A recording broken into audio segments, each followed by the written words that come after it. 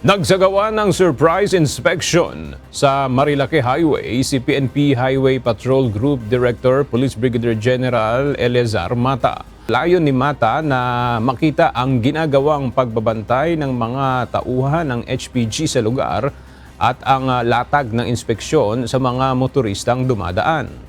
Hinikayat din ni Brigadier General Mata ang mga motorista na dumadaan sa Marilake area na makipagtulungan sa mga otoridad. Nilinaw din ito na hindi racing track ang Marilake kaya't bawal ang karera sa lugar. Sinuguro din ng HPG ang masusing pagbabantay ng lugar upang hindi na maulit ang mga karera na nagre-resulta ng aksidente ng mga motorista.